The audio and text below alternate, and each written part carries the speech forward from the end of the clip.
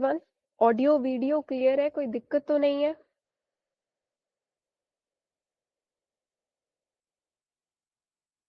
ये बता दीजिए, इज एवरीथिंग ओके? फिर हम अपना क्वेश्चन डिस्कशन स्टार्ट करें। ओके, तो सबसे पहले हम डिस्कस करते हैं हमारा क्वेश्चन। देखिए, सबसे पहले जो हमारे पास है असाइनमेंट, हम यहाँ पे स्टार्ट करने वाले हैं। फर्स्ट क्वेश्चन है, a cavity of volume V contains the black body radiation at an absolute temperature T। तो ब्लैक बॉडी रेडिएशन है, कैविटी का वॉल्यूम गिवन है हमें V, जिसमें से रेडिएशंस निकल रही है किसी टेम्परेचर D पे। तो हमसे पूछा गया कि कौन सा ऑप्शन जो है वो इनकरेक्ट है। ठीक है, वन बाय वन सभी ऑप्शंस को चेक करते हैं। सबसे पहला ऑप्शन है हमारे पास, internal energy of radiation is proportional to T raise to power 4। तो हमने जो जनरल फॉर्मूलाज किए हुए हैं, हम इंटरनल एनर्जी का रिजल्ट चेक कर लेते हैं। हमारे पास इंटरनल एनर्जी का रिजल्ट क्या होता है, यहाँ पे कुछ कांस्टेंट टर्म होती है जिसको मैंने ए सब्स्टिट्यूट कर दिया था। ठीक है, और यहाँ पे हमारे पास था that is V S over S plus D, और यहाँ पे टी की power D by S plus 1। अगर मैं ये सारे फैक्टर्स को निग्लेक्ट कर दूं, मेरे को इतना पता है कि यू टी की power D by S plus 1 के साथ डिपेंडेंसी शो कर रही है। ठीक है, डी क्या है यहाँ पे, डायमेंशंस। तो ब्लैक बॉडी रेडिएशन की बात हो रही है, तो डायमेंशंस कितनी आएंगी, 3 आएंगी। और एस की वैल्यू क्या आएगी, 1 आएगी, क्योंकि एस क्या है, कांस्टेंट है। रिलेटिविस्टिक पार्टिकल के लिए इसकी वैल्यू 1 होती है, नॉन रिलेटिविस्टिक पार्टिकल के लिए इसकी वैल्यू क्या होती है, 2 होती है।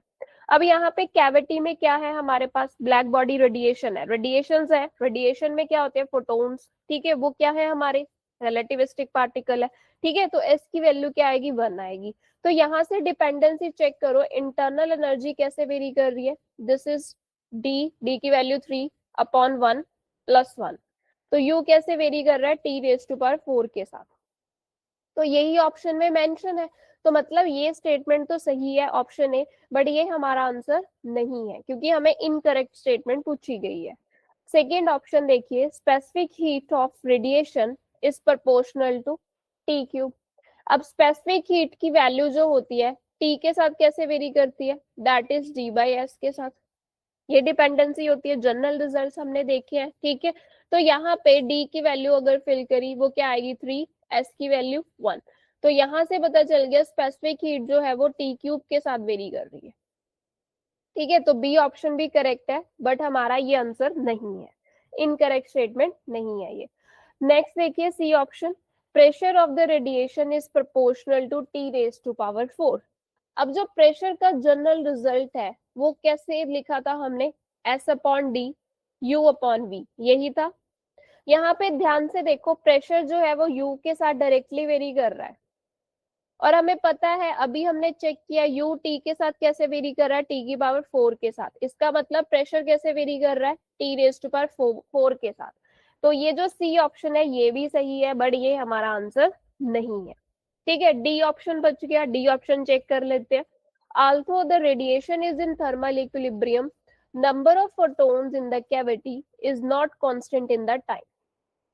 अब ये भी करेक्ट स्टेटमेंट है। क्यों करेक्ट स्टेटमेंट है, क्योंकि देखो, जब भी ये जो रेडिएशन, ब्लैक बॉडी क्या होती है, रेडिएशन एमिट कर रही है, एब्जॉर्ब भी कर रही है, तो यहाँ पे जो नंबर ऑफ फोटोन होते हैं वो कांस्टेंट रहते हैं, होते रहते हैं, क्योंकि फोटोन्स यहाँ पे क्रिएट भी हो रहे हैं, एब्जॉर्ब भी हो रहे हैं, तो ये कांस्टेंट नहीं रहते हैं। तो ये स्टेटमेंट भी हमारी क्या है, करेक्ट है। तो ये हमारा आंसर नहीं है। तो ये जो सारे ऑप्शंस गिवन है ये सभी करेक्ट ऑप्शंस है। ठीक है, तो यहाँ पे कुछ, या तो इस ऑप्शन में कुछ मिस्टेक होगी, या तो यहाँ पे नॉट नहीं आना चाहिए, या फिर क्वेश्चन में कुछ दिक्कत होगी, बट हमें सारे ऑप्शंस को चेक कर लिया है। ठीक है, तो हमें इतना क्लियर हो गया कि ये जो सारे ऑप्शंस गिवन है ये सारे क्या है, करेक्ट ऑप्शंस है, इनकरेक्ट इनमें से कोई नहीं है। ठीक है, अगर क्वेश्चन को मेरे को चेंज ही करना है, मैं डी ऑप्शन में क्या करती हूँ, ये नॉट कट कर देती हूँ, तो फिर हमारा इनकरेक्ट स्टेटमेंट क्या आ जाएगी, डी आ जाएगी। ठीक है, समझ आ गया क्वेश्चन कैसे डील किया। जो जनरल फॉर्मूलाज है उनको याद रखो, डिपेंडेंसीज चेक करो, आपको वहां से डिपेंडेंसी पता चल जाएगी। तो वही तो हमने किया है। ठीक है, चलो नेक्स्ट क्वेश्चन पे। क्लियर हो गया? वैसे तो ये सारे ऑप्शंस करेक्ट है। अगर इनकरेक्ट चेक करना है तो मैं डी ऑप्शन में ये नॉट कट कर दूं, तो ये मेरा डी ऑप्शन इनकरेक्ट स्टेटमेंट बन जाएगी फिर। अब यहाँ पे ये प्रिंटिंग मिस्टेक हो सकती है या क्वेश्चन अभी चेक करना पड़ेगा। ठीक है, तो वो बता दिया मैंने कि ये चारों के चारों ऑप्शन जो मेंशन थे वो सही थे। इनकरेक्ट कौन सा बन सकता है? डी बन सकता है, अगर इसमें से नोट कट कर दूं मैं स्टेटमेंट में से। ठीक है, नेक्स्ट क्वेश्चन देखिए। क्वेश्चन है हमारे पास, suppose the temperature of sun goes down by the factor of 2। कि आपने टेम्परेचर जो है वो डिक्रीज कर दिया है। ठीक है, गोज डाउन लिखा है ना, तो डाउन का मतलब क्या है? डिक्रीज कर दिया है 2 फैक्टर से। अगर मान लो इनिशियल टेम्परेचर टी था, तो डिक्रीज होके कितना मिलेगा? T/2 by the factor of 2 decrease कर दिया। Then the total power emitted by the sun will go down by the factor of. तो जो जब आपने टेम्परेचर को डिक्रीज कर दिया, तो जो टोटल पावर एमिट कर रहा है सन, वो कितने फैक्टर से डिक्रीज हो। ठीक है, तो ये जो क्वेश्चन है यहाँ पे हम कौन सा लॉ लगाएंगे? स्टीफन्स लॉ लगा सकते हो। स्टीफन्स लॉ यहाँ पे यूज होगा। स्टीफन्स लॉ की स्टेटमेंट क्या होती है कि जो रेडिएशन एमिट हो रही है उसकी इंटेंसिटी जो होती है वो T⁴ के साथ वेरी करती है। ठीक है, यही होता है स्टीफन्स लॉ। ठीक है, अब हमें तो पावर निकालना है कि कितनी पावर एमिट हो रही है, वो बतानी है कि कितने फैक्टर से जो पावर एमिट हो रही है डिक्रीज कर रही है। अब हमें तो इंटेंसिटी का रिलेशन पता है। ठीक है, तो इंटेंसिटी की डेफिनेशन पे फोकस करो। इंटेंसिटी का मतलब क्या होता है? Energy radiated per unit time पर यूनिट एरिया। ये इंटेंसिटी की डेफिनेशन होती है। मैथमेटिकली अगर लिखूं, energy radiated per unit time पर यूनिट एरिया, यही हो गया। अब जरा ध्यान से देखो, एनर्जी पर यूनिट टाइम को मैं क्या लिख सकती हूँ? एनर्जी अपॉन टाइम क्या होता है? पावर ना। तो इंटेंसिटी की डेफिनेशन क्या निकल के आई? Power per unit area. तो इस डिपेंडेंसी को मैं लिख सकती हूँ, power per unit area is proportional to T⁴। तो जितनी पावर अमिट हो रही है उसकी डिपेंडेंसी मेरे को यहाँ से पता चल गई कि पावर जो अमिट हो रही है वो T⁴ के साथ वेरी कर रही है। रिलेशन पता चल गया। अब हमें जो क्वेश्चन पूछा गया हम ले लेते हैं वैल्यूज। मान लो इनिशियल पावर क्या है? P है। जब टेम्परेचर डिक्रीज किया उसकी वैल्यू हमें निकालनी है कि PF जो फाइनल पावर आएगी वो कितनी आएगी। तो यहाँ डिपेंडेंसी से रेशो ले लो, P initial over P final, T initial over T final. मैंने पूरे की पावर 4 कर दिया, दोनों की पावर 4 ही है ना, इकट्ठी लिख दी मैंने। तो इनिशियल पावर कितनी है? P। फाइनल पावर तो हमें निकालनी है। इनिशियल टेम्परेचर अगर T है, फाइनल टेम्परेचर क्या था? 2 फैक्टर से डिक्रीज किया था, T⁴। तो ये T से T कैंसिल हो गया, तो ये क्या मिला? P/PF। ये 2 न्यूमिनेटर में जाएगा, 2⁴। ठीक है, अब यहां से देखो क्या मिला? PF की वैल्यू देखो क्या आई? P/2⁴। 2⁴ मतलब 16। तो मतलब टेम्परेचर जब 2 फैक्टर से डिक्रीज कर रहा है, तो जो पावर अमिट हो रही है वो किस फैक्टर से डिक्रीज कर रही है? 16 फैक्टर से। तो ऑप्शन डी आएगा इसका करेक्ट आंसर। कंसेप्ट समझ में आया? ये जो स्टीफन्स लॉ है ना, इससे डिफरेंट टाइप के क्वेश्चन बन सकते हैं। एक तो डायरेक्ट इंटेंसिटी की वेरिएशन पूछ सकते हैं। दूसरा, आपने ये क्वेश्चन देख ही लिया, पावर एमिटेड पूछा है, तो इंटेंसिटी की डेफिनेशन क्या होती है? Power per unit area. तीसरी टाइप क्या पूछ सकते हैं? एनर्जी रेडिएटेड पूछ सकते हैं, तो इंटेंसिटी क्या होती है? Energy radiated per unit time पर यूनिट एरिया। तो ऐसे डिफरेंट टाइप के क्वेश्चन बन सकते हैं, 3 टाइप के। इंटेंसिटी की वेरिएशन पे क्वेश्चन बन सकता है, एनर्जी की वेरिएशन पे, पावर की वेरिएशन पे। ठीक है, तो ये डेफिनेशन इंटेंसिटी की ध्यान में रखना। नेक्स्ट देखिए,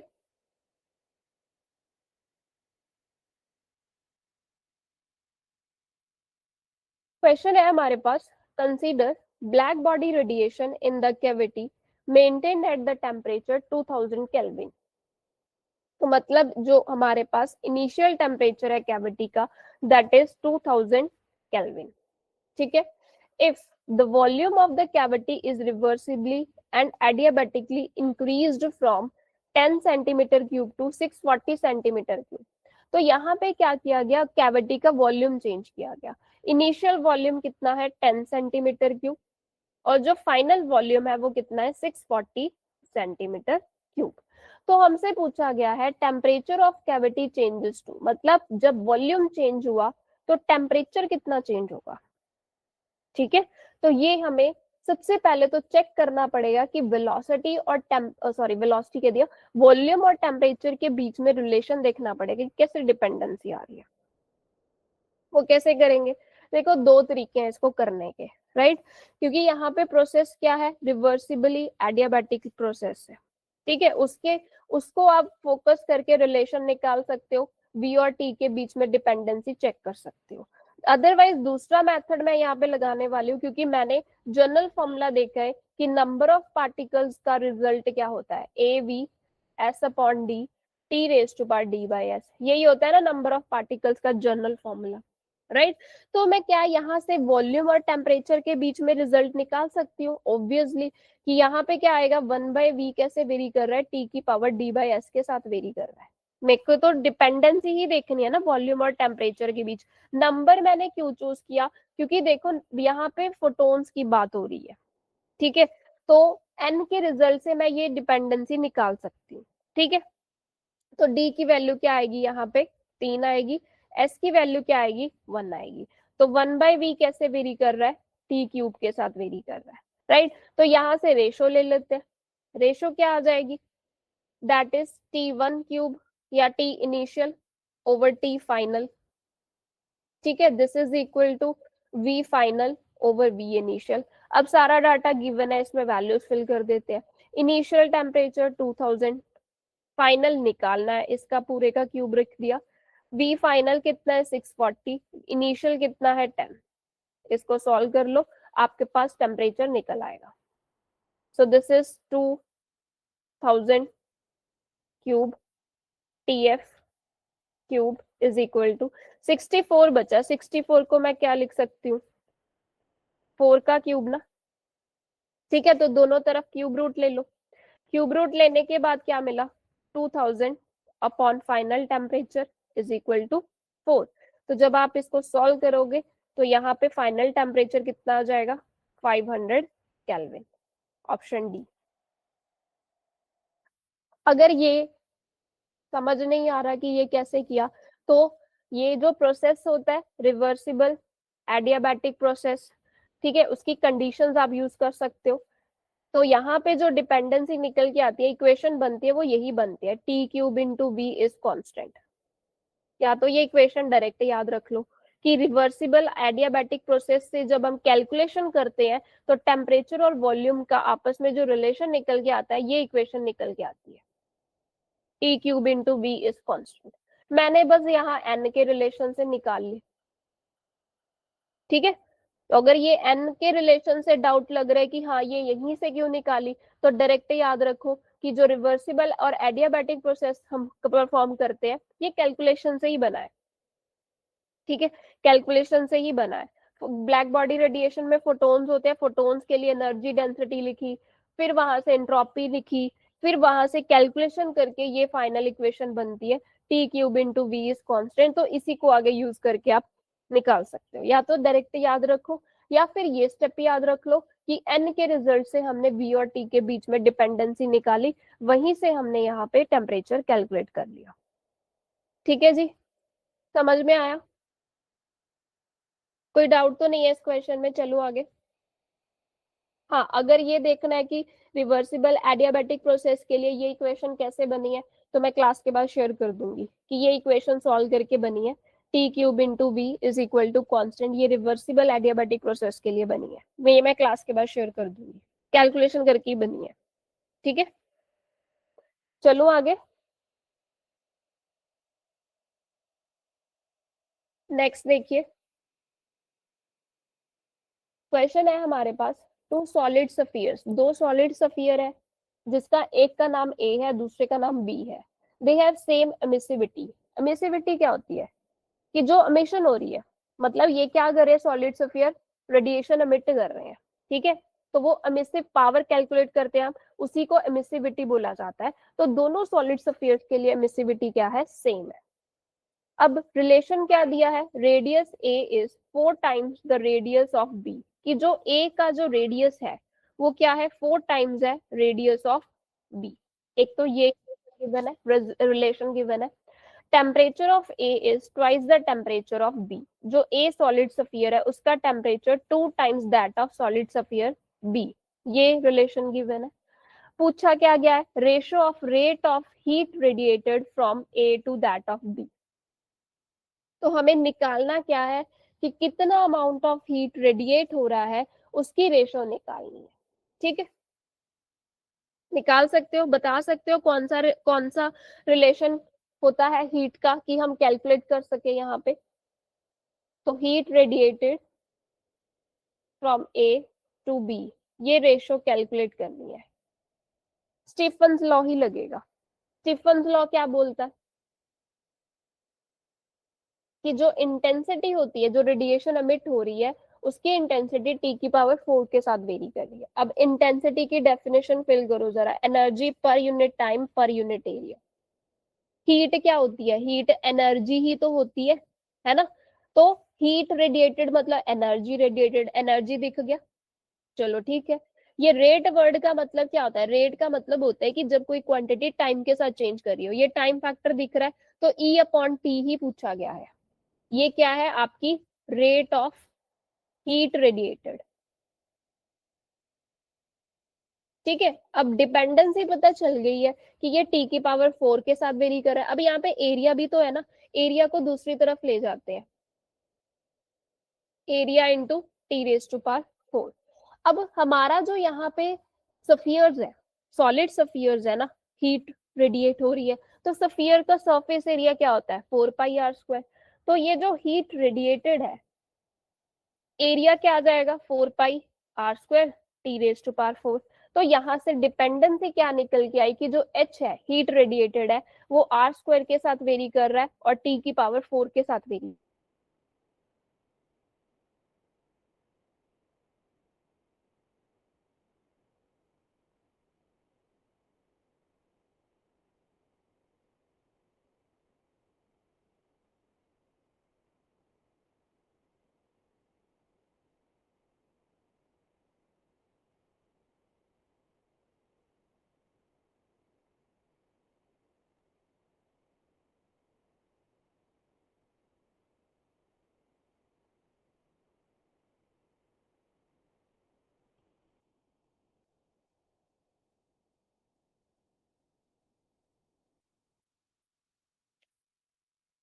मेरे को बताना ऑडियो वीडियो क्लियर है,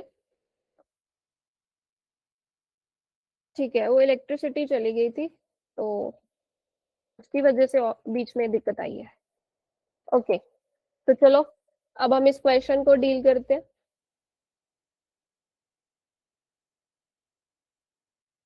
डिपेंडेंसी पता चल गई है कि जो अमाउंट ऑफ हीट रेडिएटेड है वो r स्क्वायर के साथ वेरी कर रहा है और टी की पावर 4 के साथ, ठीक है। तो रेशो ले लेते हैं यहाँ पे,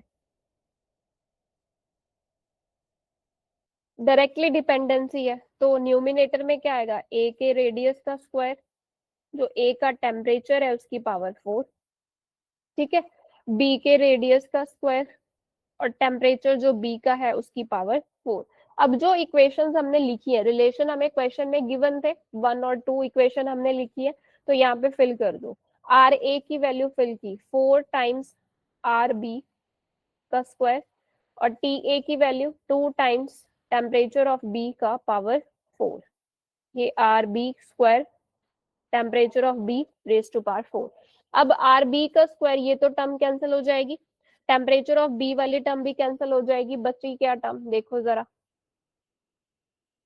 ऊपर बचा ये 4 का स्क्वायर और ये 2 रेज टू पावर 4, नीचे डिनोमिनेटर में तो 1 नहीं बचा, ठीक है। ये कैलकुलेट करो कितना बन रहा है, 16 इंटू 2 रेज टू पावर 4 16 होता है, तो 16 इंटू 16 कितना होता है, 256:1।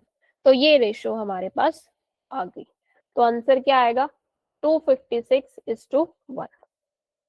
ठीक है, समझ आ गया क्वेश्चन का कंसेप्ट।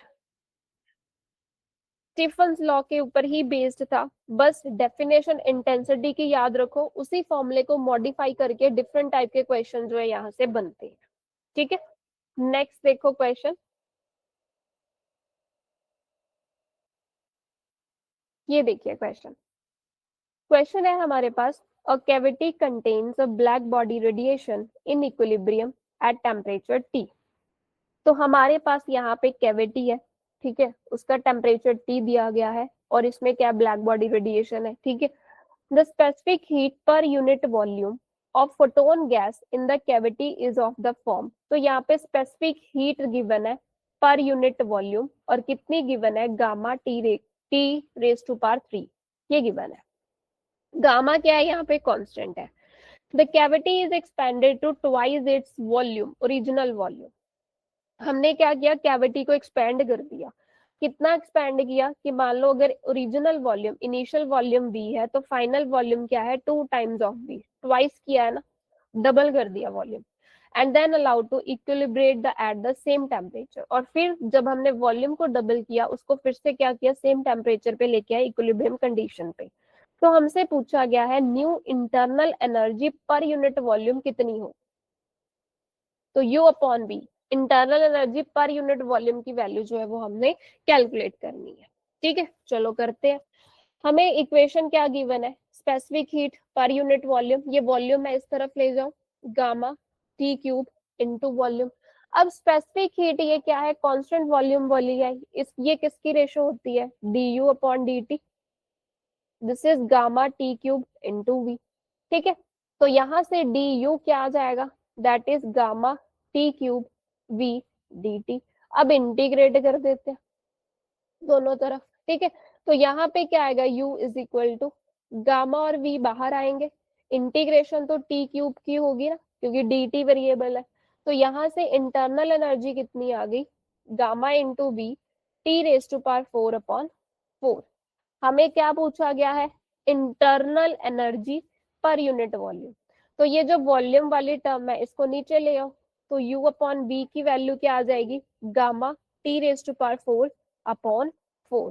तो ये कौन सा ऑप्शन मैच कर रहा है, ऑप्शन सी। समझ में आया, क्लियर हुआ ये क्वेश्चन। ठीक है, चलो चलते हैं नेक्स्ट पे।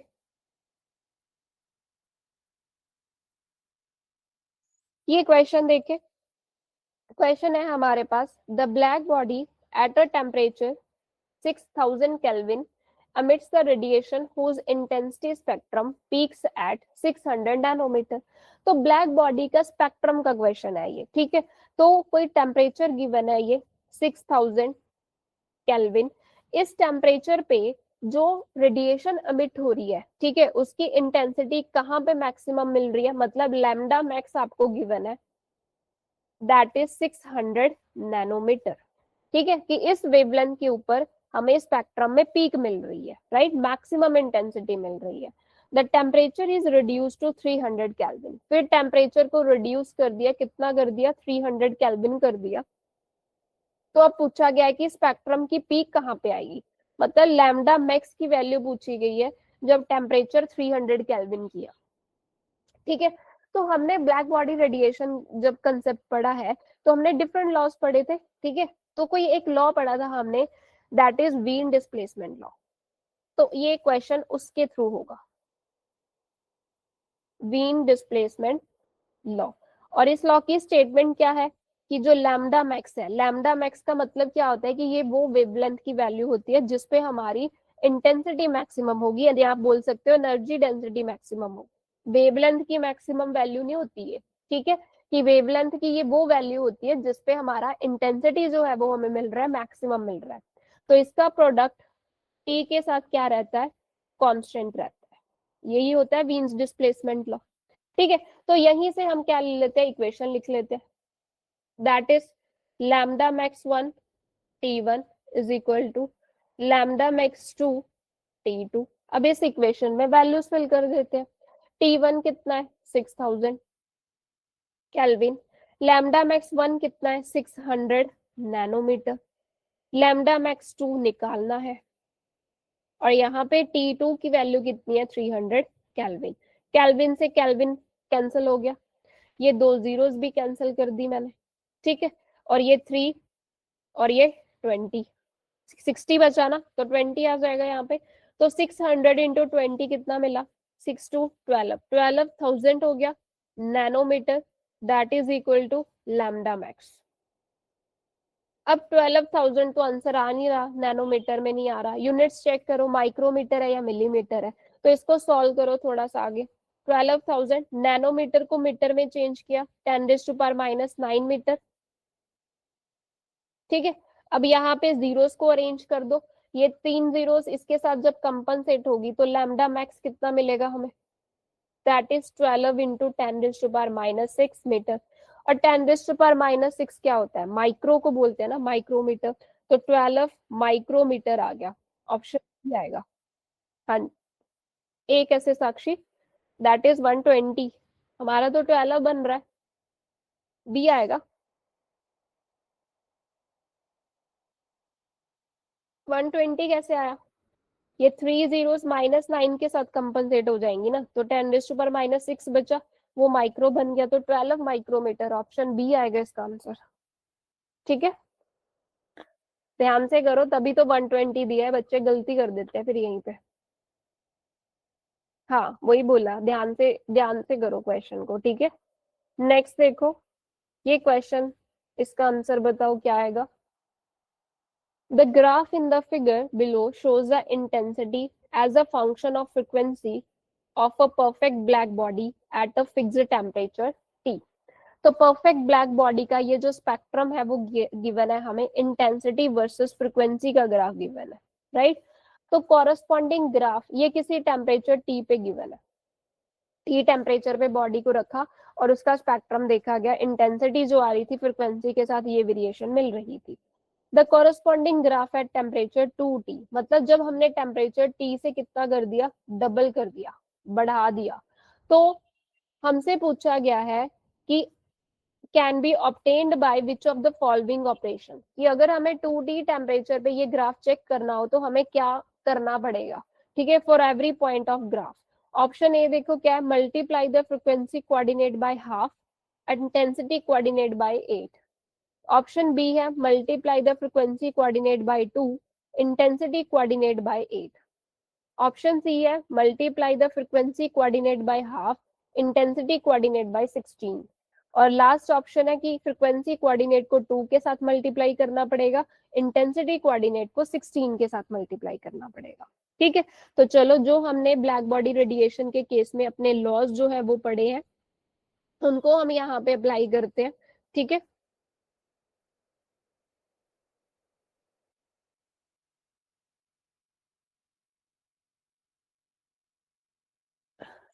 सबसे पहले फ्रीक्वेंसी का देखते हैं।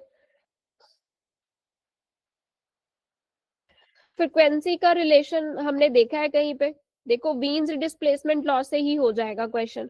वीन्स डिस्प्लेसमेंट लॉ जो है वो हमें क्या कहता है कि जो लैम्डा मैक्स है इनटू टेम्परेचर टी, इनका प्रोडक्ट क्या रहेगा, कांस्टेंट रहेगा।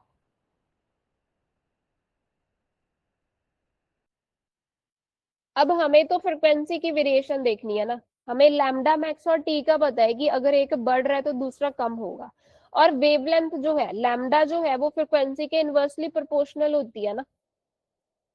तो यहां से क्या मिला कि जो फ्रीक्वेंसी 1/फ्रीक्वेंसी इंटू टी, यही मिलेगा ना।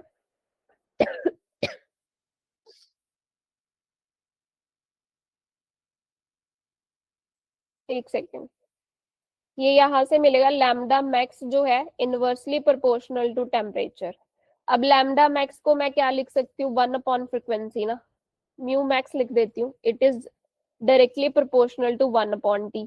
तो यहाँ से डिपेंडेंसी क्या निकल के आई कि जो फ्रीक्वेंसी है वो डायरेक्टली टेम्परेचर के साथ वेरी कर रही है, ये डिपेंडेंसी निकल के आई ना हमारे पास। अब हमने टेम्परेचर को क्या किया है, डबल किया है। अगर टेम्परेचर को डबल कर रहे हो तो फ्रीक्वेंसी भी क्या होगी, डबल ही होगी, मतलब फ्रीक्वेंसी कोऑर्डिनेट को 2 के साथ मल्टीप्लाई करोगे, क्योंकि फ्रीक्वेंसी की डिपेंडेंसी क्या आ रही है, डायरेक्टली डिपेंडेंसी आ रही है ना टेम्परेचर के साथ। तो ये रिजल्ट है यहाँ पे, ठीक है। तो मतलब जो फ्रीक्वेंसी कोऑर्डिनेट है उसको हम क्या करेंगे, 2 से मल्टीप्लाई करेंगे, तो ये सी ऑप्शन नहीं आएगा और ना ही ए ऑप्शन आएगा। अब बचे और बी और डी। हमें इंटेंसिटी कोऑर्डिनेट को चेक करना है कि उसको हम 8 से मल्टीप्लाई करेंगे या फिर 16 के साथ। ठीक है, तो ये किससे करेंगे? जो हमारे पास प्लैंक्स डिस्ट्रीब्यूशन लॉ होता है। प्लैंक्स डिस्ट्रीब्यूशन लॉ इंटेंसिटी की फॉर्म में जो होता है वो कुछ ऐसा होता है, मैं यहाँ पे लिख देती हूँ, रेड कलर से लिख देती हूँ। उसका एक्सप्रेशन कुछ ऐसा था, 2 पाई, यहाँ पे कुछ सी क्यूब था आई थिंक, और ये न्यू स्क्वायर था, ये 2 पाई h 1 अपॉन e की पावर h न्यू बाय के टी -1, कुछ ऐसा रिजल्ट था।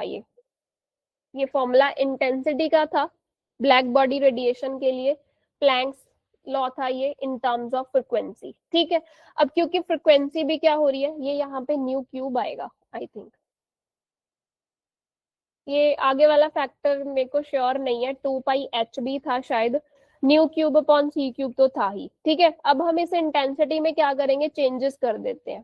ठीक है, चलो चेंजेस कर देते हैं। हमें पता चल गया कि फ्रिक्वेंसी तो जो है वो डबल हो रही है, टेम्परेचर की भी क्या किया है, डबल किया है, तो ये इंटेंसिटी का रिलेशन देखो कैसे चेंज हो रहा है।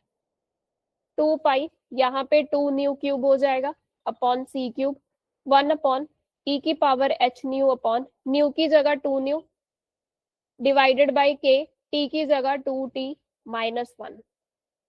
ठीक है, तो ये एक्सपोनेंशियल में 2 न्यू था, ये 2 कैंसिल हो गया, तो हमें मिला क्या यहाँ पे इंटेंसिटी का result, this is 2 pi nu cube upon C cube, मैंने इकट्ठा लिख दिया, और ये जो 2 क्यूब है इसको मैंने सेपरेट लिख लिया, और एक्सपोनेंशियल वाली टर्म तो सेम ही रही, ई की पावर h न्यू अपॉन के टी -1।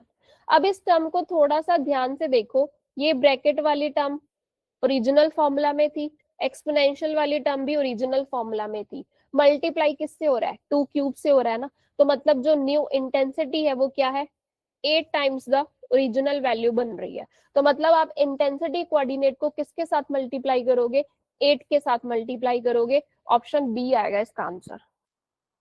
समझ में आया?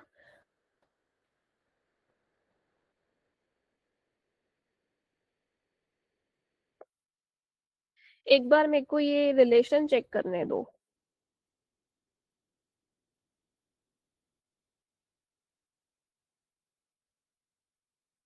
है तो ऐसा ही था, 2 pi nu cube upon C cube था, मेरे को h का डाउट है कि न्यूमिनेटर में यहाँ पे h भी होता है, बाकी फैक्टर्स तो सही है। ठीक है, 1 अपॉन ई की पावर h न्यू अपॉन के टी -1, तो यहाँ इस फॉर्मूला में हमने क्या करना है कि टेम्परेचर को 2t से चेंज कर देना।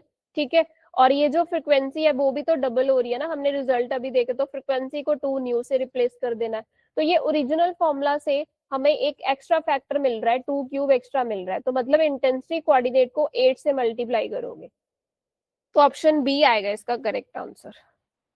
ठीक है, समझ में आया? क्वेश्चन समझ में आया कि कैसे डील करना है?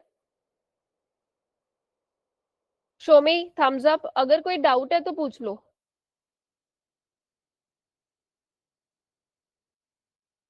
रिस्पॉन्स कर दो।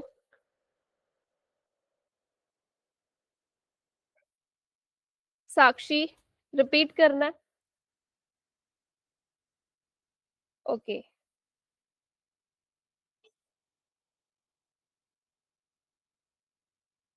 क्वेश्चन देखो क्या दिया गया है, हमें यहाँ पे ग्राफ दिया गया है, इंटेंसिटी स्पेक्ट्रम, जो स्पेक्ट्रम है ब्लैक बॉडी रेडिएशन का, उसका ग्राफ दिया गया था, इंटेंसिटी वर्सेस फ्रिक्वेंसी का ग्राफ था।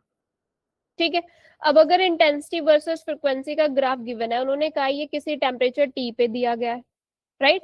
अगर टेम्परेचर टी पे गिवन है तो उन्होंने ये बोला है कि अगर हम टेम्परेचर को डबल कर दें, 2t कर दें, तो हमें क्या करना पड़ेगा, इनमें से कौन सा ऑपरेशन करना पड़ेगा, तो ये डिफरेंट ऑप्शंस मेंशन थे हमारे पास, राइट?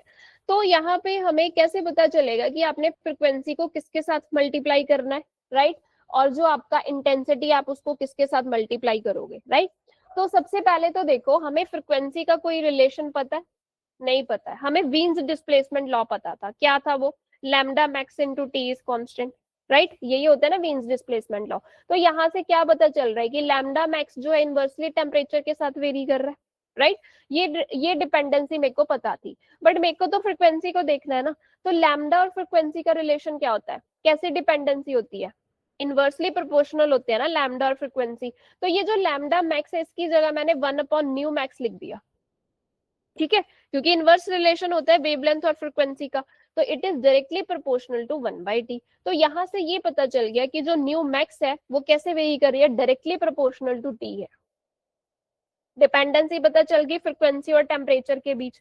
अब टेम्परेचर क्या किया है, टी से 2t कर दिया ना, डबल कर दिया, तो मतलब टेम्परेचर क्या किया है, इंक्रीज किया है। अगर टेम्परेचर इंक्रीज करोगे तो ऑब्वियस है फ्रिक्वेंसी की वैल्यू बढ़ेगी, डायरेक्टली डिपेंडेंसी आई है।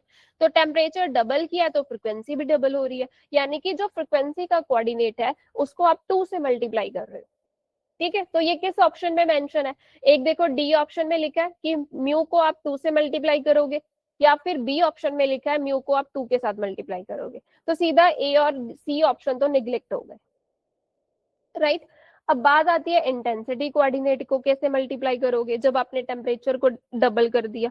तो इंटेंसिटी का रिलेशन होता है ये वाला, मैं यहाँ पे लिख दूं दोबारा, 2 पाई न्यू क्यूब होता है और ये सी क्यूब होता है, ठीक है। और यहाँ पे साथ में क्या होता है, 1/e⁻h न्यू अपॉन के टी -1। ये इंटेंसिटी का रिलेशन होता है, प्लैंक्स डिस्ट्रीब्यूशन लॉ से हम फाइंड करते हैं इन टर्म्स ऑफ न्यू, ठीक है। आई न्यू का फॉर्मूला होता है, क्योंकि हमें फ्रिक्वेंसी के साथ ग्राफ गिवन है ना, तो उसी की फॉर्म में मैंने रिजल्ट लिया है। अब इस इक्वेशन में क्या करो, टेम्परेचर को 2t फिल कर दो, आपके पास इंटेंसिटी की वेरिएशन पता चल जाएगी कि इंटेंसिटी कोऑर्डिनेट को किसके साथ मल्टीप्लाई करोगे, ठीक है। अब t किस में आ रहा है, ये एक्सपोनेंशियल की पावर में आ रहा है। दूसरी बात, फ्रिक्वेंसी भी तो डबल हो रही है ना, जब टेम्परेचर 2t किया हमें पता चल गया कि फ्रिक्वेंसी भी 2 न्यू बनेगी। तो यहाँ इस रिलेशन में न्यू की जगह 2 न्यू कर दो, यहाँ एक्सपोनेंशियल की पावर में भी 2 न्यू आ जाएगा, और t की जगह क्या आ जाएगा, 2t आ जाएगा। समझ में आया, इतनी बात समझ में आई। अब बस आप इसको जरा कैलकुलेट करो, एक्सपोनेंशियल में देखो क्या है, h इंटू 2 न्यू, ठीक है, डिनोमिनेटर में k इंटू 2t, 2 से 2 फैक्टर कैंसिल हो गया, एक्सपोनेंशियल टर्म तो यही मिल गई सेम, 1/e⁻h न्यू बाई के टी -1, ठीक है। फर्क कहाँ पे पड़ेगा, यहाँ पे, क्योंकि यहाँ पे न्यू क्यूब था ना, तो न्यू की जगह क्या लोगे, 2 न्यू, ये रहा देखो मैंने लिखा है 2 new cube upon C cube, ठीक है। अब मैंने क्या किया, ओरिजिनल फॉर्मूला बनाने की कोशिश की, मैंने सारी टर्म्स ओरिजिनल वाली कलेक्ट कर ली, 2 पाई यहाँ से new cube upon C cube, और ये 1/एक्सपोनेंशियल वाली टर्म इकट्ठी कर ली। एक्स्ट्रा क्या आ रहा है, यहाँ से 2 क्यूब निकल के आएगा ना एक्स्ट्रा, वो 2 क्यूब मैंने यहाँ पे सेपरेट लिख दिया।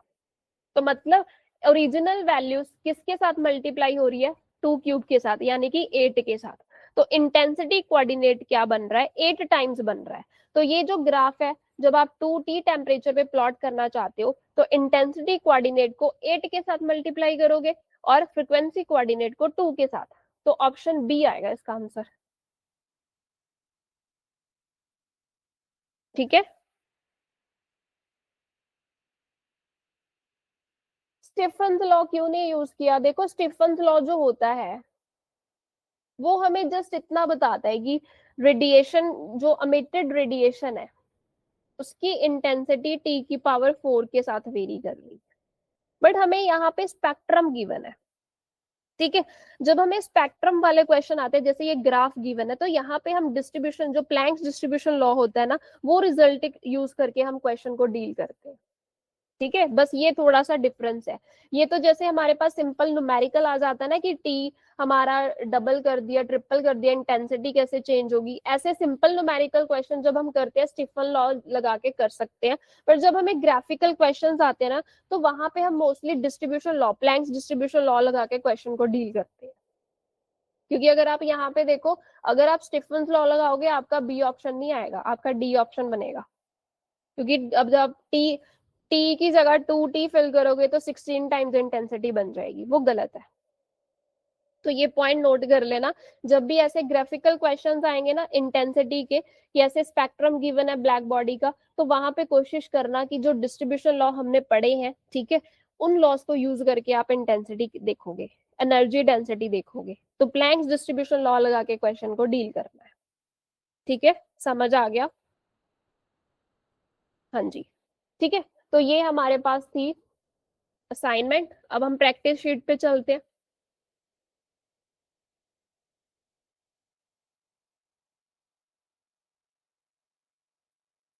फर्स्ट क्वेश्चन देखो प्रैक्टिस शीट का, ये रहा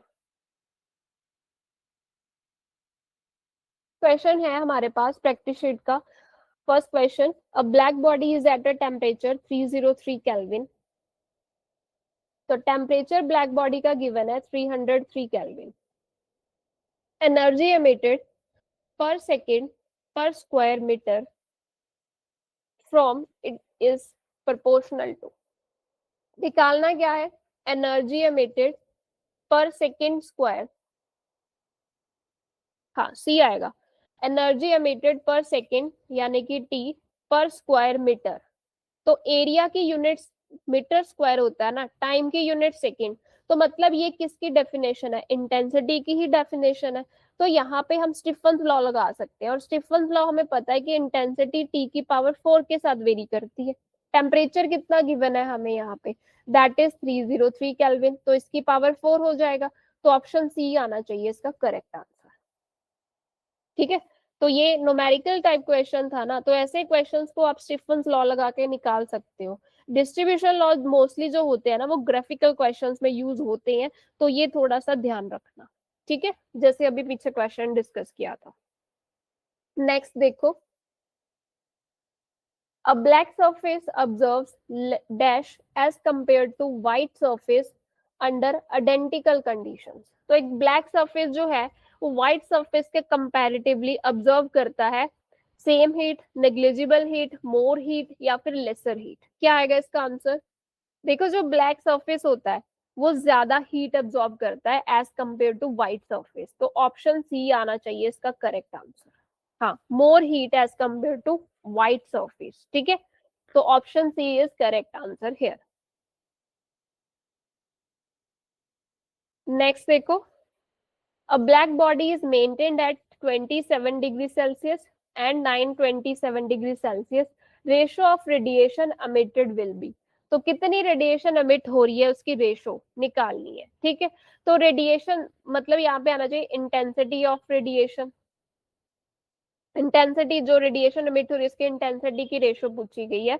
तो जो हमें पता है स्टीफन्स लॉ की डेफिनेशन हम यहाँ पे यूज करेंगे कि जो आई है वो किसके साथ वेरी करती है, directly proportional to T raise to power 4। अब इसमें यूज कर लो, बट जो टेम्परेचर गिवन है उसको केल्विन में कन्वर्ट कर लेना।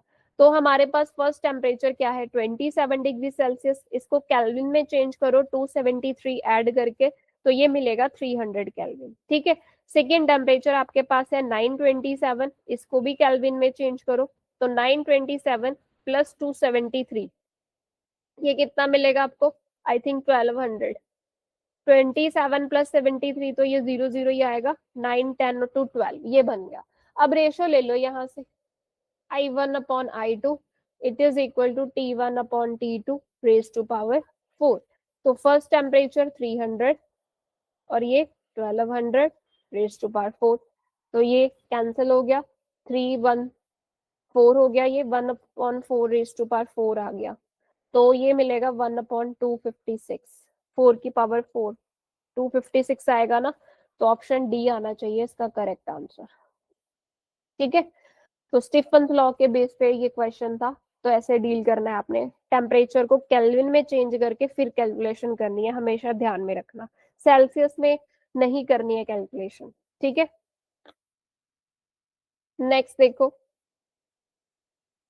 as the wavelength increases, energy emitted from black body radiation will dash first and then dash। Increase होती है पहले फिर कांस्टेंट रहती है, ऑप्शन बी है पहले इंक्रीज होती है फिर डिक्रीज होती है, ऑप्शन सी है पहले डिक्रीज करती है फिर इंक्रीज करती है, या फिर option D none of above. तो एनर्जी जो अमिट हो रही है ब्लैक बॉडी रेडिएशन से उसका ग्राफ कैसा होता है, एनर्जी डेंसिटी का ग्राफ कुछ ऐसा होता है,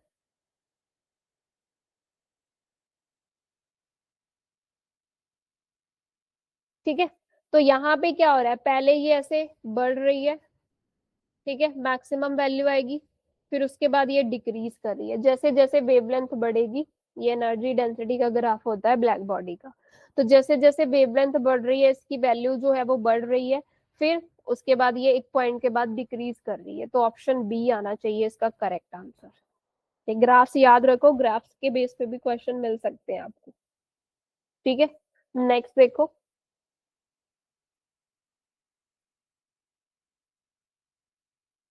क्वेश्चन है हमारे पास, the energy that will be ideally radiated by a 100 kilowatt transmitter in 1 hour is. तो हमसे पूछा गया है कि जो एनर्जी रेडिएट होगी ट्रांसमीटर से 1 घंटे में, जिसकी पावर कितनी है 100 किलोवाट, और टाइम कितना है 1 आवर। तो एनर्जी बतानी है कितनी रेडिएट होगी। एनर्जी क्या होता है, पावर इंटू टाइम, बस सीधा कैलकुलेशन कर लो, आपके पास रिजल्ट आ जाएगा।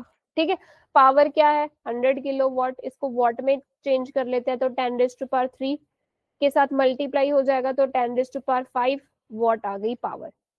तो टाइम को सेकेंड्स में कन्वर्ट करो, 1 आवर में कितने सेकेंड्स होते हैं 3600 सेकेंड। तो ये एनर्जी निकाल लेते हैं कितनी रेडिएट हो रही है, 10⁻5 वॉट, टाइम है 3600 सेकेंड। तो ये एनर्जी कितनी हो गई हमारे पास 36 × 10⁻7 जूल। ठीक है, ऑप्शन बी आएगा इसका करेक्ट आंसर। नेक्स्ट देखो।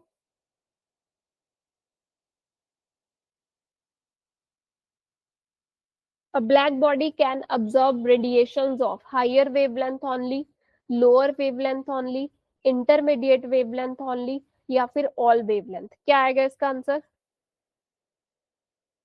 अगर आप यहाँ पे जैसे मैंने, हाँ डी आएगा इसका आंसर। सभी तरह की वेवलेंथ को ब्लैक बॉडी रेडिएशन एब्जॉर्ब भी कर सकती है, एमिट भी कर सकती है, क्योंकि जो ब्लैक बॉडी होती है वो गुड एमिटर भी होती है, गुड एब्जॉर्बर भी होती है। ठीक है, तो ये कैसे पता चला सारी वेवलेंथ ये एमिट कर रही है, क्योंकि अभी जैसे मैंने एनर्जी डेंसिटी का ग्राफ बनाया था, ये देखो रीजन से ग्राफ स्टार्ट हो रहा है, रीजन से ग्राफ स्टार्ट होंगे, जितने भी ब्लैक बॉडी रेडिएशन के कंसेप्ट में आपने ग्राफ्स पढ़े होंगे सारे रीजन से स्टार्ट हो रहे हैं। मतलब हर तरह की वेवलेंथ को ये एब्जॉर्ब भी कर सकती है, हर तरह की वेवलेंथ को ये मिट कर सकती है, तो ऑप्शन डी आना चाहिए ऑल वेवलेंथ। और इसका जो ग्राफ जो भी आप पढ़ोगे वो ग्राफ जो है वो रीजन से ही स्टार्ट होते हैं, ऐसा नहीं है कि ग्राफ यहाँ से स्टार्ट हो रहे हैं, ये गलत है ग्राफ, क्योंकि हर तरह की वेवलेंथ को ये मिट और ऑब्जर्व कर सकता है, तो ग्राफ हमेशा जीरो रीजन से स्टार्ट होगा इसका, अगर वेवलेंथ वाला ग्राफ आप बना रहे हो। ठीक है, नेक्स्ट देखो। The following is or are laws of black body radiation, Planck's law, Stefan Boltzmann law, both of above, या फिर नन ऑफ अबव। अब ब्लैक बॉडी रेडिएशन टॉपिक हमने पढ़ा है, तो हमें पता है उसमें हमने ये दोनों लॉज कवर अप किए हैं, दोनों लॉज ब्लैक बॉडी रेडिएशन के साथ ही रिलेटेड है ना, प्लैंक्स डिस्ट्रीब्यूशन लॉ पढ़ते हैं, स्टीफन बोल्ट्जमैन लॉ पढ़ते हैं, तो इसका आंसर क्या आना चाहिए सी, बोथ ऑफ अबव। तो ऑप्शन सी आएगा इसका करेक्ट आंसर। नेक्स्ट देखो। Every object emits radiation, the radiation energy is proportional to what power of temperature। अब जितनी भी ऑब्जेक्ट्स होती हैं वो सभी की सभी क्या कर रही है, रेडिएशन एमिट कर रही है, ये थ्योरी ऑफ एमिशन कहती है हमें, है ना। तो थ्योरी ऑफ एमिशन हमें यही बोलती है कि जो भी ऑब्जेक्ट है हर ऑब्जेक्ट रेडिएशन एमिट करती है, और जो रेडिएशन एमिट हो रही है, जो एनर्जी रेडिएट हो रही है, वो टेम्परेचर की किस पावर के प्रोपोर्शनल होती है, दैट इज T⁻⁴ ना, स्टीफन्स लॉ। तो एनर्जी जो रेडिएट हो रही है वो टेम्परेचर की पावर 4 के साथ वेरिएशन करती है, तो ऑप्शन डी आना चाहिए इसका करेक्ट आंसर। ठीक है, स्टीफन्स लॉ जो हम पढ़ते हैं वही चीज है, हाँ जी। नेक्स्ट देखो, इस क्वेश्चन का आंसर बताओ। A dark skin person compare to white skin person will experience less heat, more cold, more heat more cold, option C low heat low cold, option D more heat and less cold. क्या आएगा।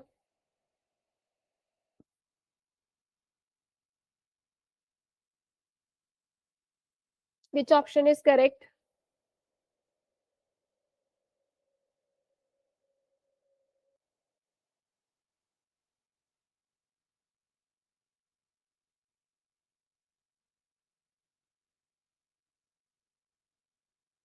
तो इसका answer जो आना चाहिए option B आना चाहिए, B आना चाहिए, मोर हीट मोर कोल्ड। क्योंकि डार्क स्किन पर्सन है और एक वाइट फेयर स्किन पर्सन है, तो मतलब दो तरह के कलर हो गए, एक डार्क कलर है एक वाइट कलर है, वाइट मतलब लाइट कलर है। अब जो डार्क कलर होता है वो ज्यादा हीट अब्सॉर्ब करता है, मतलब ये मोर हीट अब्सॉर्ब करेगा। अब कोई अगर गुड एब्जॉर्बर है तो वो गुड एमिटर भी होता है, ये किरचॉफ्स लॉ होता है हमारे पास, या थ्योरी ऑफ किरचॉफ, जो थ्योरी किरचॉफ ने थ्योरी दी थी कि जो गुड एब्जॉर्बर होते हैं they are good emitter also.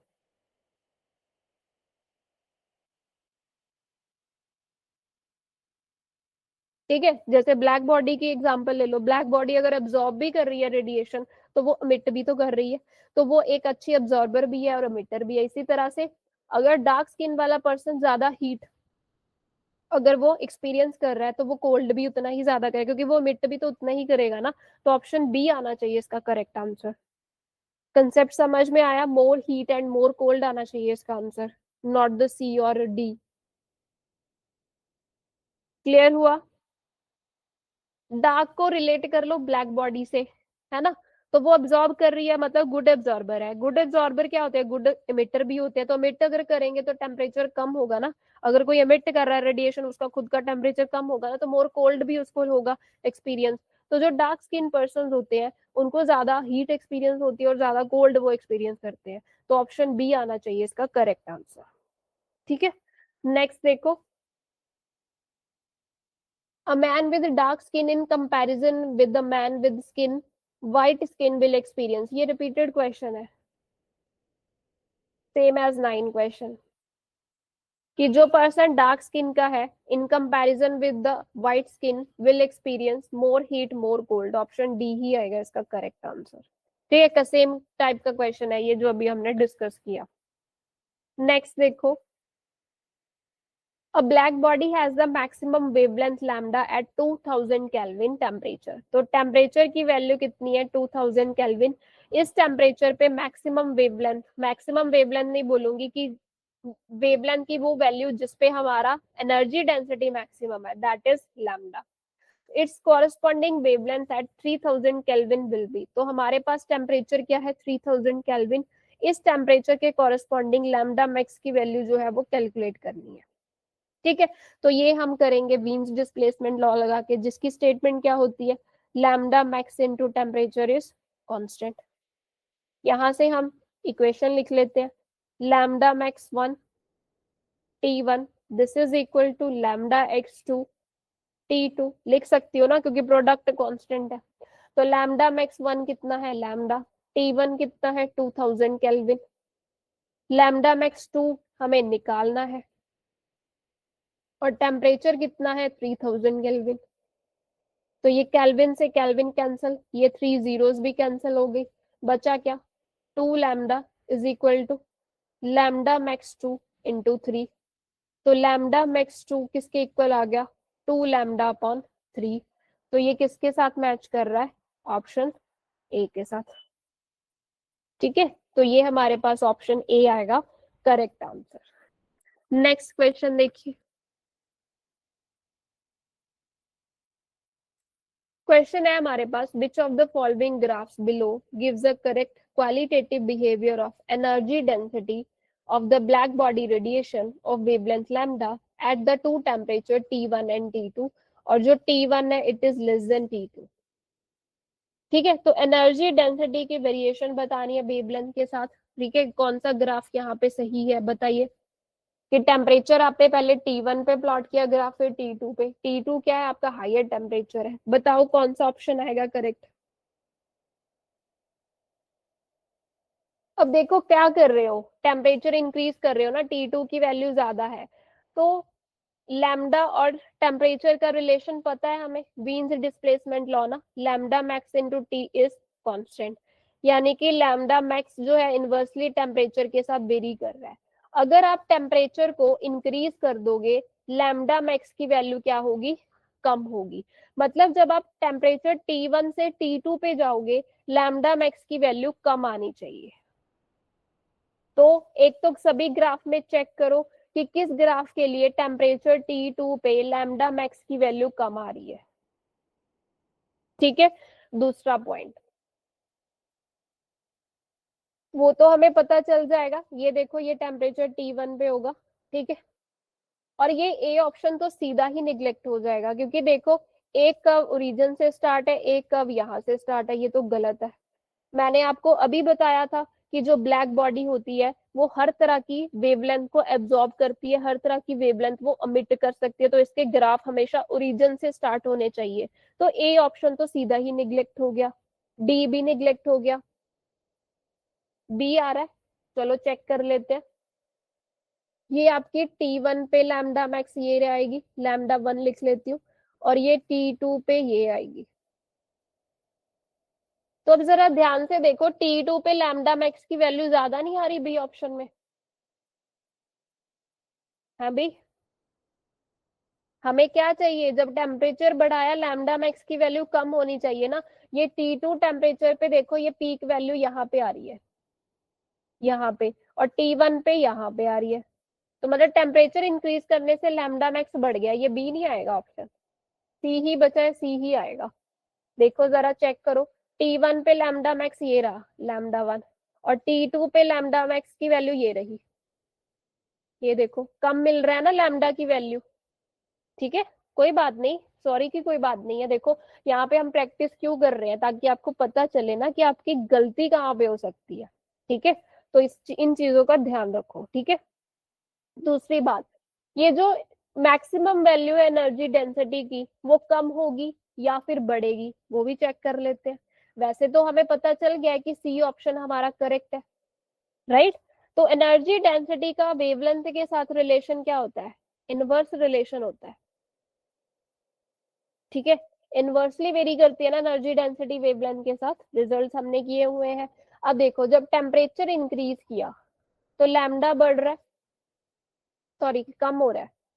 अगर लैम्डा कम हो रहा है तो इनवर्स रिलेशन है, तो एनर्जी डेंसिटी क्या होगी? बढ़ेगी, मतलब एनर्जी डेंसिटी वाली पीक आपको ज्यादा मिलेगी। सी ऑप्शन में चेक करो जरा, T1 पे पीक देखो कहाँ पे आ रही है, यहाँ पे आ रही है, और जब टेम्परेचर T2 कर दिया, पीक जो हाईएस्ट वैल्यू है वो बढ़ गई, तो रिजल्ट मिल रहा है हमें सेम। ठीक है, तो डिपेंडेंसी ध्यान रखो, टेम्परेचर इंक्रीज करने से लैम्डा मैक्स की वैल्यू कम हो रही है, और जो एनर्जी डेंसिटी है उसकी पीक वैल्यू क्या होगी? बढ़ेगी। तो ये दोनों कंडीशन सी ऑप्शन से मैच कर रही हैं। अच्छा क्वेश्चन है, ऐसे क्वेश्चन मिल सकते हैं आपको ग्राफिकल, और आपको डिपेंडेंसीज रिलेशंस अगर पता होंगे तभी आप चेक करके निकाल सकते हो। समझ में आया ये क्वेश्चन? रिपीट करना है? ओके, ये वाला तो क्लियर हो गया ना, लैम्डा मैक्स की वैल्यू कम हो रही है, टेम्परेचर अगर इंक्रीज करोगे लैम्डा मैक्स कम मिलेगा, मतलब T2 हायर टेम्परेचर है ना क्वेश्चन के अकॉर्डिंग, तो हायर टेम्परेचर पे लैम्डा कम मिलना चाहिए। तो वो तो मेरे को सी ऑप्शन में दिख रहा है, देखो T2 टेम्परेचर पे लैम्डा मैक्स की वैल्यू कम हो गई।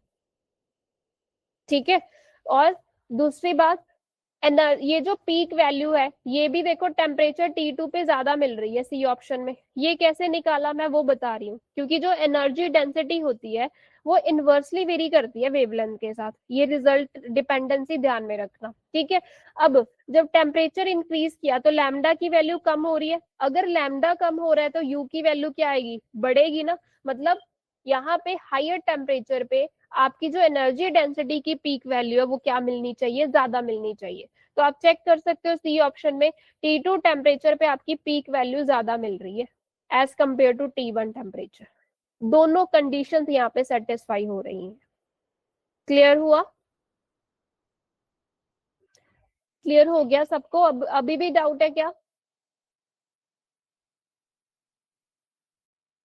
ओके, नेक्स्ट देखो क्वेश्चन, ये वाला बताओ फिर, ये भी ग्राफिकल क्वेश्चन है। For the temperature T1 greater than T2, मतलब यहाँ पे हायर टेम्परेचर आपका T1 है, लोअर टेम्परेचर आपका T2 है। Qualitative temperature dependency of probability distribution of speed of the molecule in three dimension is correctly represented by the figure। क्या आएगा? वैसे तो ये प्रोबेबिलिटी डिस्ट्रीब्यूशन स्पीड की आ गई, यहाँ पे ब्लैक बॉडी रेडिएशन के बीच में नहीं आना चाहिए था ये कंसेप्ट, पर कोई बात नहीं, चलो बताओ क्या आएगा।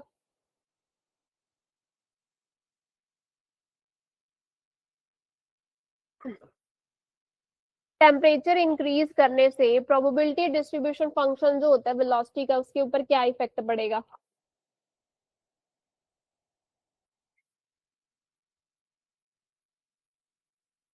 रिवाइज किया है, डी।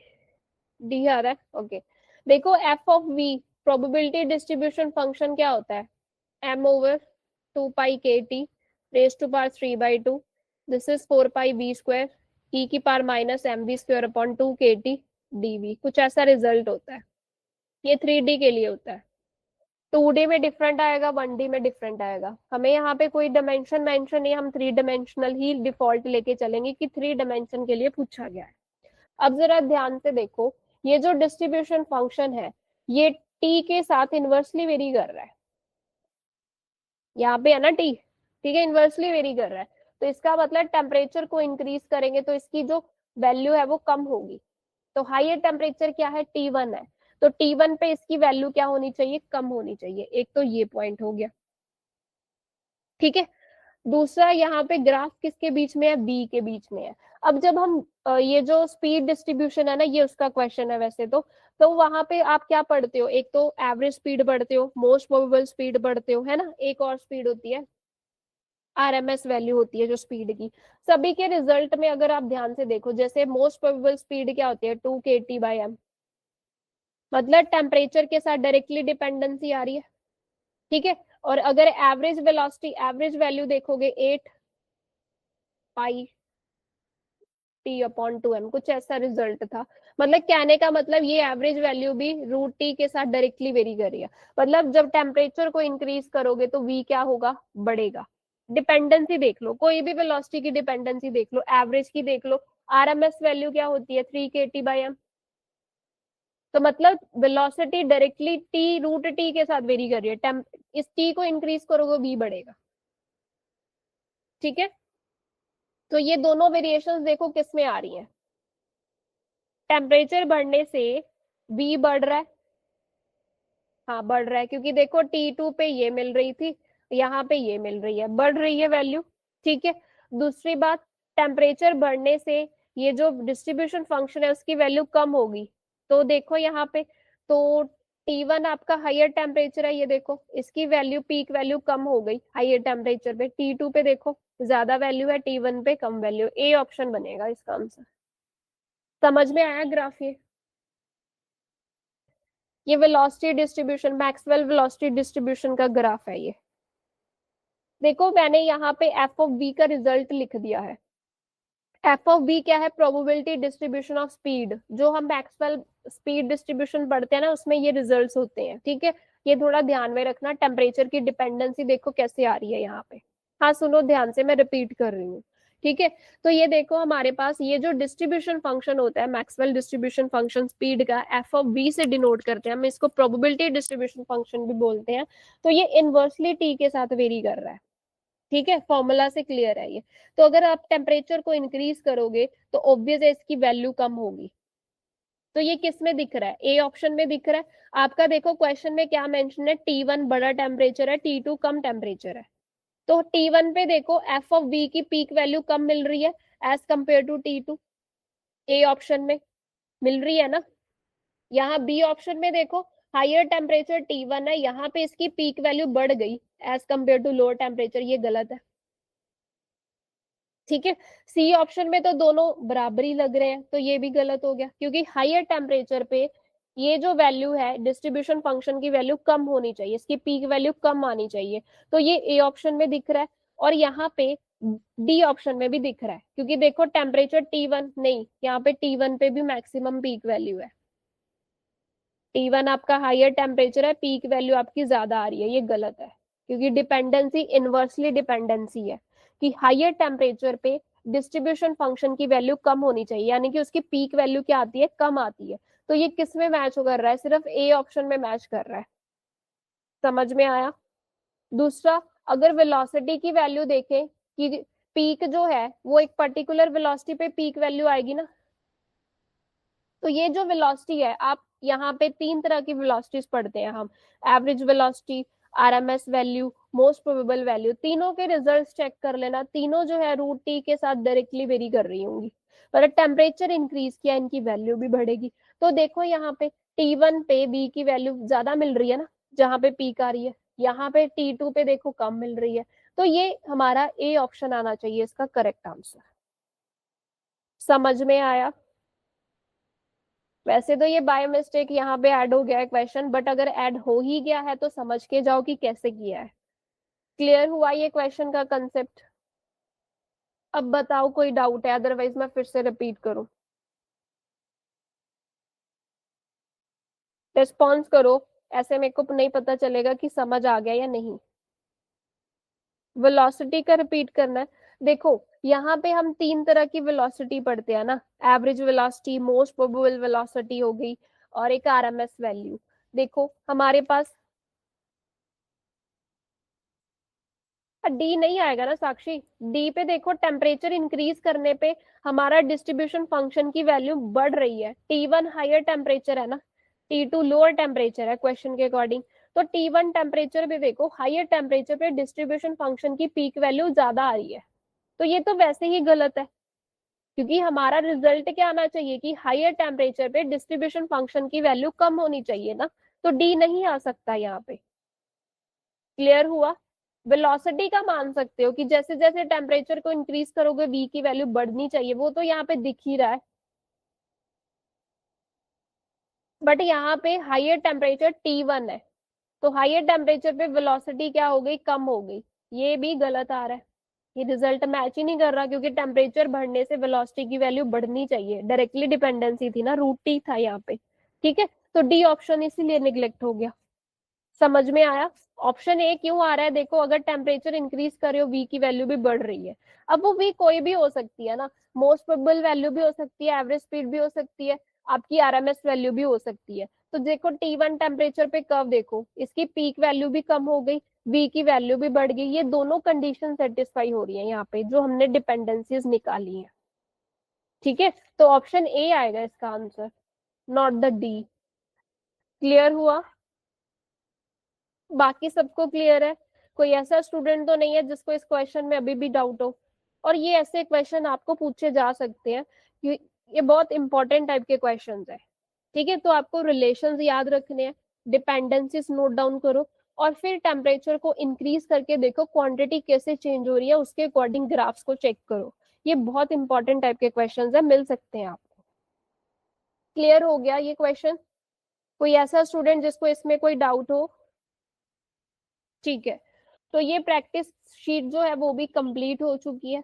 मैं प्लस अपनी तरफ से कुछ एक्स्ट्रा क्वेश्चन करवाना चाहती हूँ, ठीक है, ताकि आपकी और प्रैक्टिस हो जाए। तो वो कुछ एक्स्ट्रा क्वेश्चंस भी जो है वो हम कर लेते हैं, ठीक है, इस टॉपिक के। तो देखो यहाँ पे फर्स्ट क्वेश्चन क्या गिवन है हमारे पास।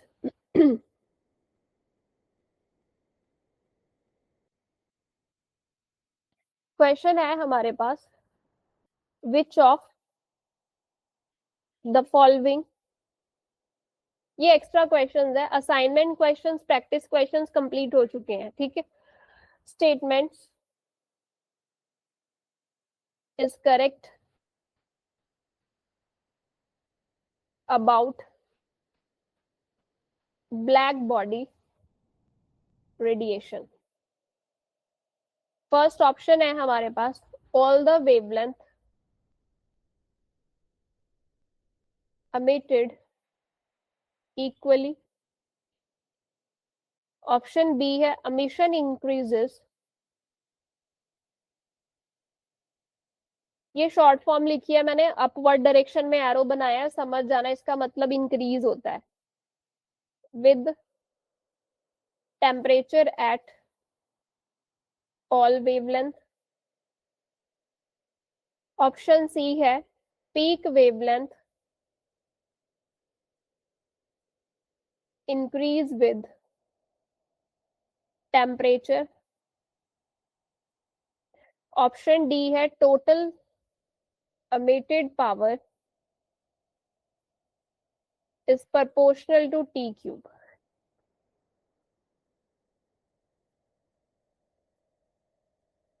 क्या आएगा ऑप्शन?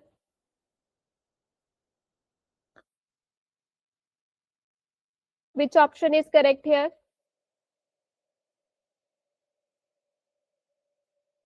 देखो, डी ऑप्शन तो गलत है, क्योंकि जो पावर एमिट होती है स्टीफंस लॉ के अकॉर्डिंग क्या है, I is directly proportional to T raise to power 4 ना। तो इंटेंसिटी से यहाँ पे पावर पर यूनिट एरिया होता है, तो ये जो पावर है वो टी की पावर 4 के साथ वेरी करती है, तो डी ऑप्शन तो आएगा नहीं। ठीक है, सी क्या बोल रहे हैं कि पीक वेवलेंथ आपकी इंक्रीज कर जाएगी विद द टेम्परेचर। इंक्रीज नहीं करती है, क्योंकि विंड डिस्प्लेसमेंट लॉ क्या कहता है, lambda max into temperature is constant. अगर आपका लैम्डा मैक्स बढ़ रहा है तो टेम्परेचर को डिक्रीज होना पड़ेगा ना, तभी ये प्रोडक्ट कांस्टेंट रहेगा। तो पीक वेवलेंथ इंक्रीज नहीं करती है विद द टेम्परेचर, वो डिक्रीज करती है विद द टेम्परेचर। ठीक है, B option, emission increases with the temperature at all wavelength। तो ऑप्शन बी आना चाहिए इसका करेक्ट आंसर। ऑप्शन ए भी गलत है कि सभी वेवलेंथ एमिटेड होती है इक्वली, ऐसा नहीं है। अगर इक्वली एमिटेड होती तो ये ग्राफ ऐसा क्यों आता हमारा, एनर्जी डेंसिटी का इंटेंसिटी का ग्राफ, या इंटेंसिटी कह लो या एनर्जी डेंसिटी का ग्राफ विद द वेवलेंथ या फिर फ्रीक्वेंसी, वो ग्राफ ऐसा आता है ना, गॉसियन डिस्ट्रीब्यूशन आती है। ये देखो कर्व पहले इंक्रीज करती है फिर डिक्रीज करती है। ठीक है, वेवलेंथ के साथ, अगर मैं वेवलेंथ के साथ प्लॉट कर रही हूँ एनर्जी डेंसिटी को, ये ग्राफ ऐसा आता है। तो अगर ये सभी वेवलेंथ इक्वली एमिट होती तो ये ग्राफ ऐसा नहीं आना चाहिए था ना, कि पहले ये एनर्जी डेंसिटी बढ़ रही है विद द वेवलेंथ फिर कम हो रही है, वो तो सेम होनी चाहिए थी ना। ग्राफ कांस्टेंट ग्राफ आना चाहिए था, इंक्रीज और डिक्रीज का तो कंसेप्ट ही नहीं आना चाहिए था यहाँ पे। तो ऑप्शन बी आएगा इसका करेक्ट आंसर, कि जो एमिशन होता है वो इंक्रीज करता है with the temperature at all wavelength. ठीक है, इंक्रीज करेगा ही ना, क्योंकि देखो टी की पावर 4 के साथ डायरेक्टली डिपेंडेंसी आ रही है। टेम्परेचर को इंक्रीज करोगे तो एनर्जी जो रेडिएट हो रही है वो भी तो इंक्रीज करेगी एट ऑल वेवलेंथ, सभी वेवलेंथ के लिए। तो ऑप्शन बी आएगा इसका करेक्ट आंसर। समझ में आया ये क्वेश्चन? अच्छा क्वेश्चन है, सभी ने गलत आंसर दिया है। अपने कंसेप्ट जो है उनको अच्छे से रिवाइज करो। ठीक है, गलत आंसर देने का मतलब ये नहीं है कि आपको आता नहीं है, बस आपने ध्यान से नहीं पढ़े ऑप्शंस, छोटे छोटे वर्ड्स पे फोकस करो। ठीक है, अच्छा क्वेश्चन है ये। ठीक है, नेक्स्ट क्वेश्चन देखो।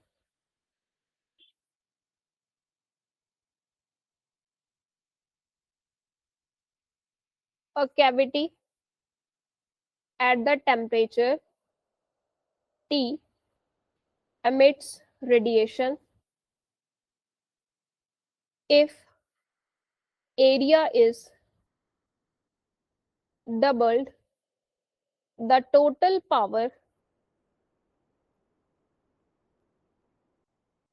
emitted is। ऑप्शन ए है सेम रहेगी, ऑप्शन बी है डबल हो जाएगी, ऑप्शन सी है हमारे पास क्वाड्रपल्ड हो जाएगी, और ऑप्शन डी है हाफ हो जाएगी। क्या आएगा? इजी क्वेश्चन है ये तो, बताओ। हाँ, क्वाड्रपल्ड कैसे आया साक्षी? कैविटी की बात की गई है, किसी टेम्परेचर टी पे है, रेडिएशन एमिट कर रही है। हाँ, बी आएगा आंसर, करेक्ट है। ठीक है, एरिया डबल किया है, अगर पहले एरिया ए था उसको 2 टाइम्स कर दिया है, तो टोटल पावर जो एमिट होती है, हमें रिलेशन पता है, पावर पर यूनिट एरिया कैसे वेरी कर रहा है टी की पावर 4 के साथ। तो यहाँ पे पावर जो एमिट हो रही है वो कैसे वेरी कर रही है, area into T raise to power 4। ये डिपेंडेंसी देखो मिल गई, मतलब पावर डायरेक्टली एरिया के साथ वेरी कर रही है ना। तो अगर एरिया को डबल कर दोगे तो पावर भी क्या हो जाएगी, डबल ही तो हो जाएगी, डायरेक्टली डिपेंडेंसी है। तो ऑप्शन बी आएगा ना, क्वाड्रपल नहीं आएगा साक्षी, ऑप्शन बी आएगा इसका करेक्ट आंसर। ठीक है, नेक्स्ट देखो question.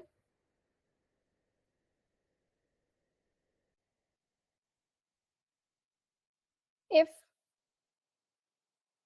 The wavelength of maximum emission shifts from 500 nanometer 2000 nanometer by what factor that has the temperature changed?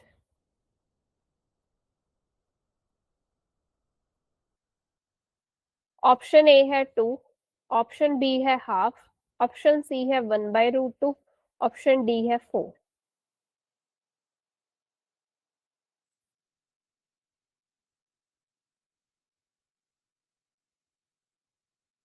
क्या आएगा?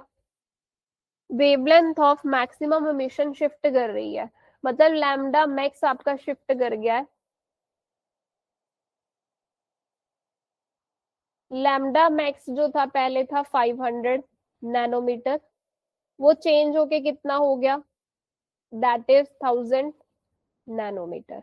तो उन्होंने पूछा है कि किस फैक्टर से टेम्परेचर चेंज होगा। मान लो कि लैम्डा मैक्स 1 के कॉरेस्पॉन्डिंग टेम्परेचर T1 है, इसके कॉरेस्पॉन्डिंग टेम्परेचर T2 है। वीन्स डिस्प्लेसमेंट लॉ लगा सकते हो, lambda max into T is constant. तो यहां से आप फाइंड कर लो, lambda max 1 T1, lambda max 2 T2। Lambda max 1 कितना है, 500 nanometre. T1 is T1, lambda max 2 is 1000 nanometer, T2 is T2। Nanometre से नैनोमीटर कैंसिल हो गया, तो T1 अपॉन T2 क्या आ गया, 1000/500, दैट इज 2/1। उन्होंने पूछा है कि टेम्परेचर किस फैक्टर से चेंज हुआ, तो चेंज होके कहाँ पे मिलेगा, मतलब T2 की वैल्यू चेक करनी है ना। तो यहाँ से T2 देखो कितना बन रहा है, ये आ गया आपके पास T1/2, मतलब 1/2 फैक्टर से आपका टेम्परेचर चेंज हुआ है। तो ऑप्शन बी आना चाहिए इसका करेक्ट आंसर।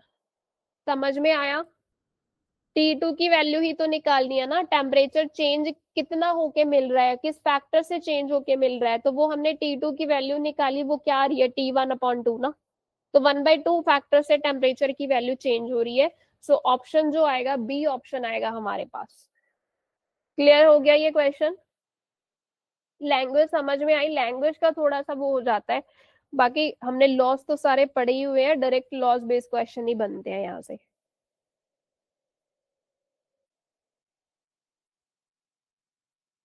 नेक्स्ट देखो, ये क्वेश्चन ट्राई करो।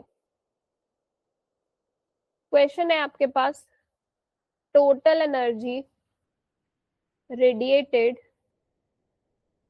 Bye black body per unit area increases by 200%. By what factor did its temperature increase?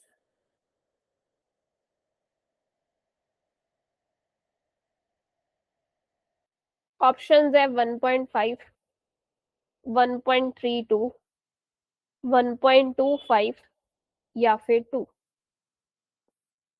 बताओ, ध्यान से पढ़ना स्टेटमेंट को। Total energy radiated by black body per unit area increases by 200%। यानी कि अगर मान लो इनिशियली एनर्जी जो रेडिएट हो रही थी वो कितनी थी, E0 थी, लेट से। फिर क्या हुआ, इट इंक्रीजेस बाय, इंक्रीज हो गई, तो फाइनल वैल्यू क्या आएगी, E0 में 200% ऑफ E0 ना, ऐसे ही निकालोगे ना, इंक्रीजेस बाय है तो पहले जितनी थी उसमें 200% ऐड करोगे ना, तो ये जीरो से जीरो कैंसिल हो गई, तो फाइनल एनर्जी क्या आई, E0 प्लस 2 E0, यानी कि 3 टाइम्स ऑफ E0। ठीक है, अब उन्होंने बोला है कि किस फैक्टर से टेम्परेचर चेंज होगा। मान लो इनिशियल टेम्परेचर क्या है, T0 है, फाइनल टेम्परेचर हमें निकालना है। तो डिपेंडेंसी क्या है कि जो एनर्जी रेडिएट होती है वो T⁴ के साथ वेरी करती है, रेडिएटेड पर यूनिट एरिया। ठीक है, यहां से रेशो ले लो, E final over E initial, T final over T initial raise to power 4। E final कितना है 3 E naught, initial E naught, T final निकालना है, T initial is T naught raise to power 4। E naught से E naught cancel, तो ये मिला 3 is equal to T F over T naught raise to power 4। तो final temperature क्या आ जाएगा 3 रेज टू पावर 1/4। तो मतलब फाइनल टेम्परेचर किस फैक्टर से चेंज हो रहा है 3 raise to power 1/4 times T naught. अब 3 रेज टू पावर 1/4 निकालना पड़ेगा, ये अप्रोक्सीमेट वैल्यू आती है 1.316। 3 रेज टू पावर 1/4 जब निकालते हैं तो ये अप्रोक्सीमेट रिजल्ट आएगा, ऑप्शन बी आएगा कि इस फैक्टर से हमारा जो टेम्परेचर है वो चेंज हो गया। ठीक है, यहाँ पे ये क्वेश्चन करवाने का मतलब क्या था कि यहाँ पे लिखा हुआ है क्वेश्चन में इंक्रीजेस बाय 200%। तो क्वेश्चन को ध्यान से पढ़ना है कि जो इंक्रीज दिया गया है वो इंक्रीज्ड बाय है या इंक्रीज्ड टू है। इन छोटी छोटी बातों का ध्यान रखना है और क्वेश्चन को डील करना है। ठीक है, समझ में आ गया ये क्वेश्चन? ऐसी टाइप का क्वेश्चन भी मिल सकता है आपको। चलो आगे, इस क्वेश्चन में तो नहीं कोई डाउट?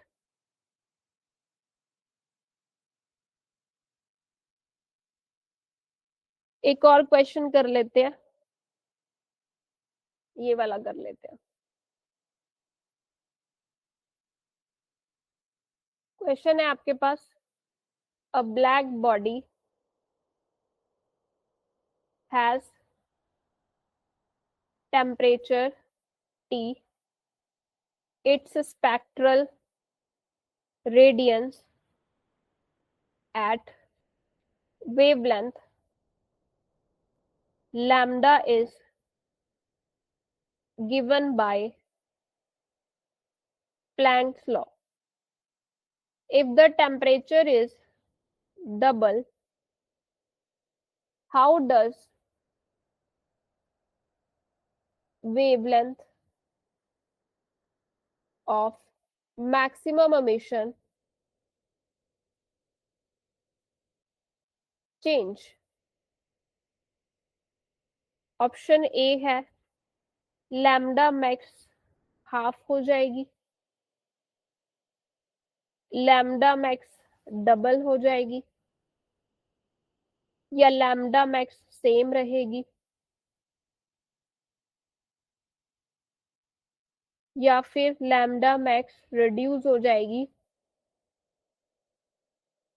By factor 4। क्या आएगा आंसर? इजी क्वेश्चन है ये, बताइए। एक ब्लैक बॉडी है जिसका टेम्परेचर टी है, ठीक है, उसका स्पेक्ट्रल रेडियंस बोला गया है कि वेवलेंथ लैम्डा पे है, और प्लैंक्स लॉ से हम इसको स्टडी कर रहे हैं।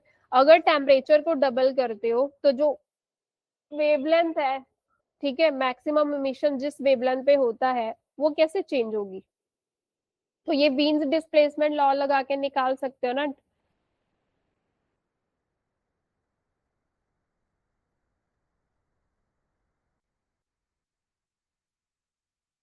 वीन्स डिस्प्लेसमेंट लॉ क्या कहता है, लैम्डा मैक्स इंटू टी का प्रोडक्ट कांस्टेंट रहेगा। अब टेम्परेचर को 2 टाइम्स कर दिया है तो लैम्डा मैक्स को क्या होना पड़ेगा, हाफ होना पड़ेगा ना, तभी तो प्रोडक्ट कांस्टेंट रहेगा। अगर टेम्परेचर डबल हो रहा है तो लैम्डा मैक्स हाफ होनी चाहिए ना, तभी प्रोडक्ट इनका कांस्टेंट रहेगा ना। तो ऑप्शन ए आना चाहिए, लैम्डा मैक्स हाफ हो रही है। समझ में आया?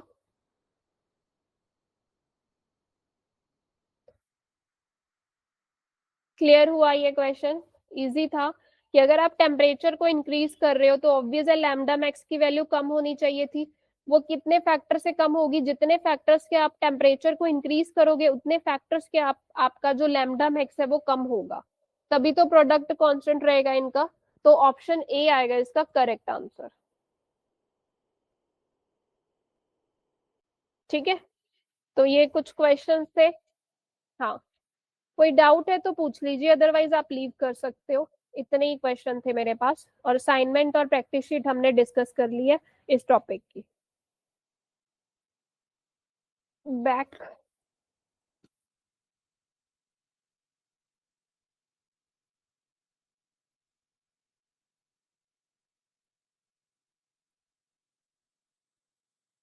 हाँ यही वाला क्वेश्चन साक्षी, इससे भी बैक जाना है।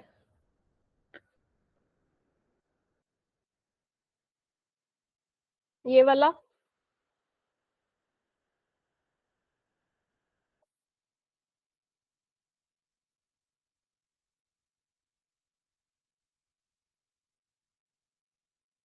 ये वाला,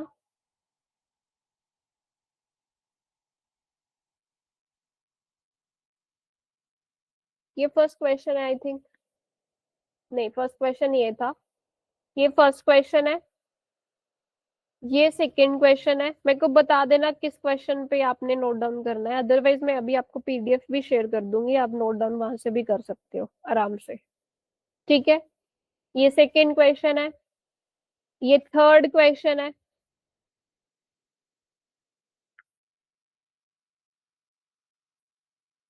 this one is your fourth question, 200% वाला क्वेश्चन जो है, और ये लास्ट क्वेश्चन है। ठीक है, ओके, चलो मिलते हैं नेक्स्ट क्लास में।